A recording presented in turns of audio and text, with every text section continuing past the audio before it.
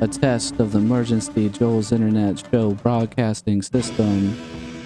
We are currently broadcasting in 4K at 40,000 kilobytes a second.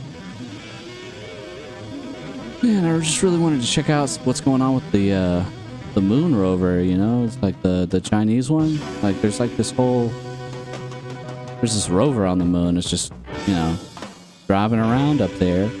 Why don't we have like a live video feed of it, you know? So let's look that up. Not sure how you pronounce this. It's called the Jade Rabbit. Let's look it up, right? Find out.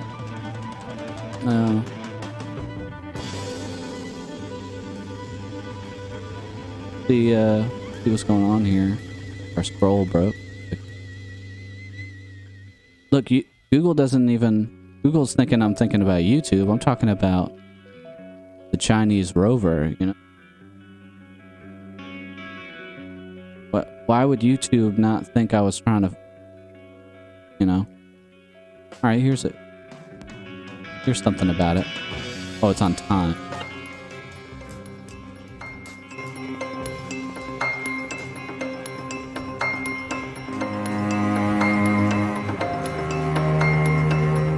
That's really crappy quality on that photo, wouldn't you guys say? I mean, like what? Like. I'm broadcasting in 4K right now. Why can't we do that from the moon? You know, like what is going on? I guess China just doesn't want us to know much about it. We're gonna keep looking.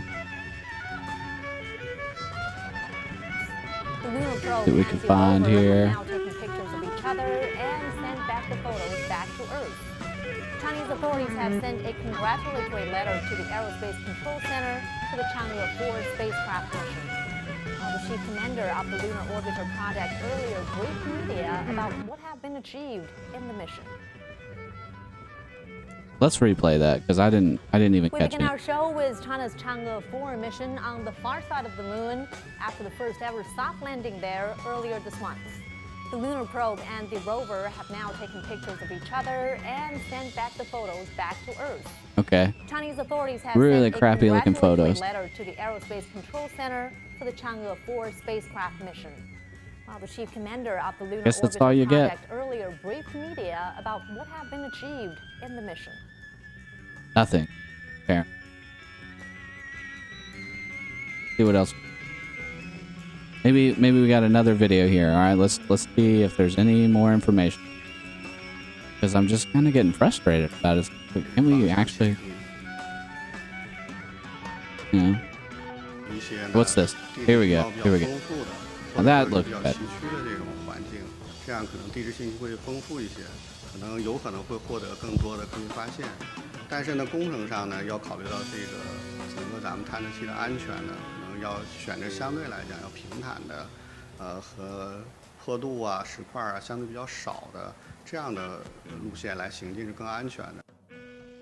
There we go. That's what I'm looking for. All right, so there's a rover driving around. Here's some more footage. This looks good. Wait, is this CGI? Total. See, come on. Hold on. Here we go. Yeah, that's all just CGI. Any information. And then we gotta have a base on the moon already. Maybe we should look at some conspiracy theory.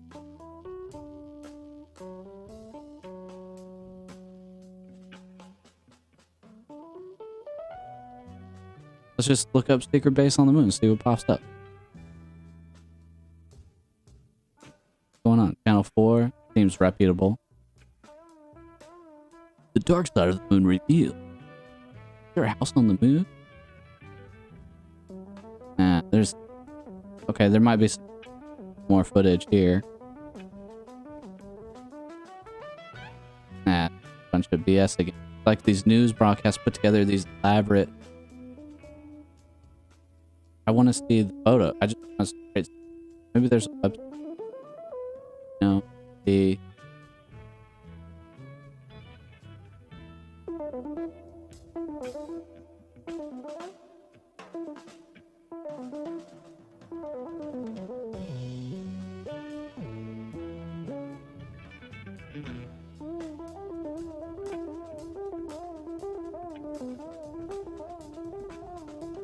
Here we go.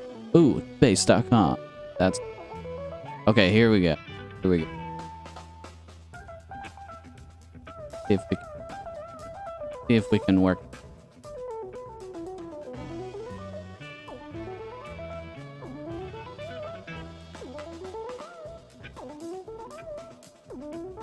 All right. Here's the full back. That's what I was really looking for. A little bit better on the quality here too. Oh, nice. Here, let me movie magic there. All right.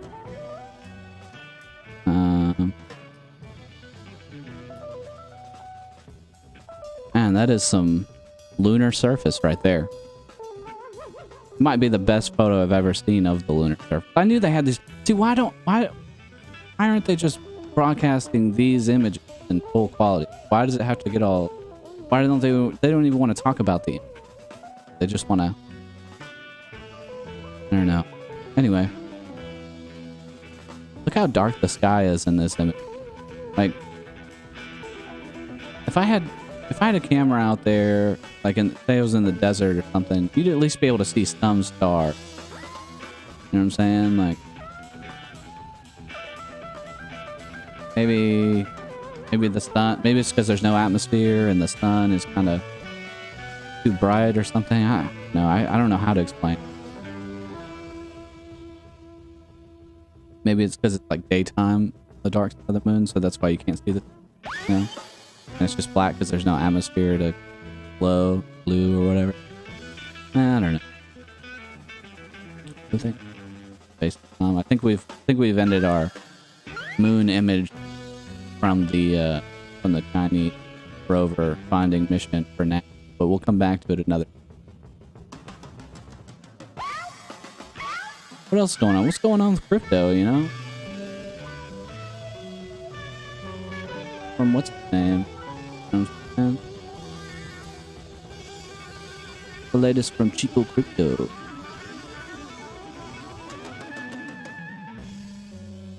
I guess we could just go straight to the chart.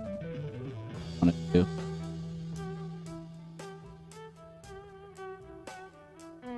Go.com.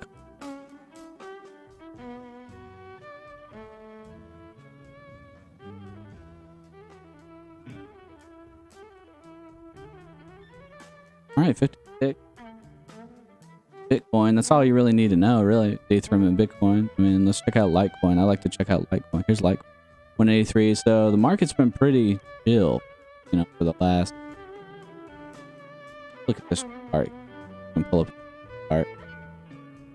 Kind of look at. Let's look at the year chart first. I'm gonna expand this. I don't know how hard they're. 4K, 60 frames, 40 megabytes a second. Computer says we're doing it, so if you're watching on YouTube, probably pretty cool. And you're wondering how I did it. But, alright, so here we go. January, we're at 28. We're at. Now we got all the way up to 60. Knew we got here this month, 13th.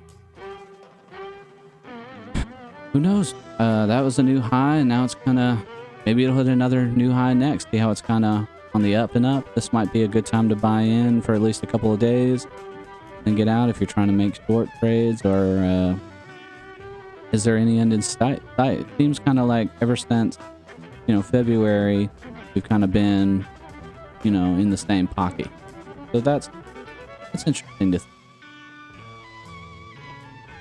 That's something to. And that's all you really need to know, is there's right and down. If you're an investor, you ride the ups, then you try not to ride the down. You can help it, you know. Or maybe you're a more long-term investor. Just want to ride the long. No guarantee. So don't put all your eggs in one basket. But this is definitely fun. But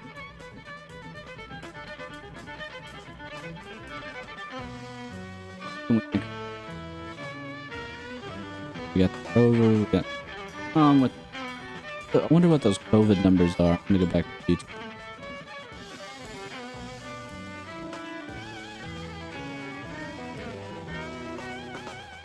What we got? That's what I was looking for. Is that Pico Crypto? It looks like he's actually live. Super. Check him out.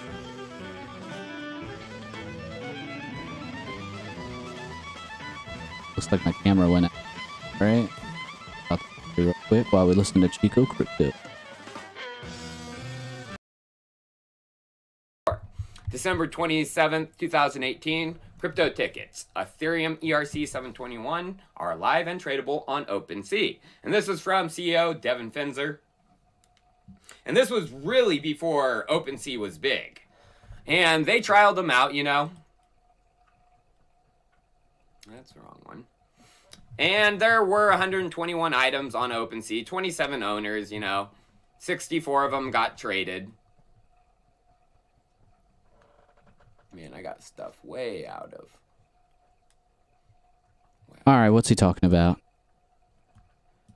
But obviously, you know, it wasn't that successful because, you know, only 121 of them, they only did one event or two events, NFT, NYC, and Token Summit, and they haven't really done anything since. So I started, you know, looking into other people who are focusing on the ticketing platform. And I actually did a sponsored segment for these guys here recently, and that is the Get Protocol. And they are probably the furthest on smart ticketing and ticketing services. They've really ran with it. OpenSea, they did it in 2018. All right, well, I'm bored already. Haven't really done anything what else since. is going on? He does know everything about. Oh, great. DW's that German news. As we plot our return to the skies after a pandemic that obliterated air travel, there's a battle for dominance up there. I suppose you could call it the edge of space race. Oh, yeah, Like we're the running space 100% race, there is an GPU element too. of I have no idea east how this versus looks. West, but Take a also look. of big versus small, of slow versus fast.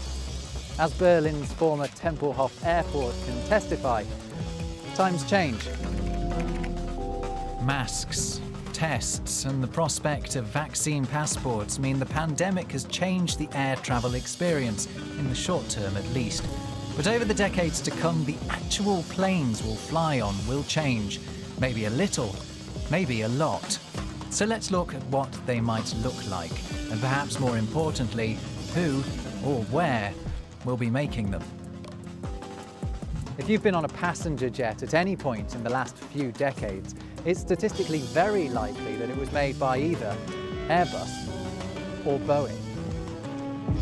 Theirs is one of the great global rivalries pitting Europe against the US, and at times it's got ugly. A dispute that's well into its second decade over subsidies paid to the two plane makers has seen tariffs slapped on goods crossing the Atlantic in both directions. And not just plane parts, we're talking wine, whiskey and olives. That rivalry is still likely to dominate commercial aerospace for decades to come. So what do the two sides think the future will look like? Well, Airbus thinks it will look something like this. A fleet of flyers all powered by hydrogen. No more polluting kerosene. Some of the designs in Airbus's zero emissions range are familiar. Others seem almost out of this world. This blended wing body aircraft is nicknamed the Flying Wing. The company wants to have developed something along the lines of one of these three by 2035. The attempt to have an airliner by that time is very ambitious. What is likely going to happen is that there are going to be some prototype aircraft by that time. Small prototype aircraft for having space for maybe a few people, and there are going to be successful attempts, but there isn't going to be an airliner that makes truly commercial sense. To bring down costs for airlines, a whole network of hydrogen infrastructure will need to be put in place in every destination. Airbus knows that key to the success of its approach will be cooperation. We need to spearhead a one united front, all stakeholders. There are many, many reasons to. Super boring. Oh, yeah, let's look up the thing Japanese that's got- media are reporting that the owner of a huge container ship blocking Egypt's Suez Canal aims to free it by Saturday. But experts are warning that it could take weeks. More than 150 ships are waiting to get into what is one of the world's most important shipping routes, with hundreds more headed its way. A prolonged suspension of traffic in the Suez will almost certainly impact global trade, which has already been hit hard by the pandemic. The Suez Canal is a choke point for world trade. It connects Asia and Europe and sees 30% of the global container shipping volume every day.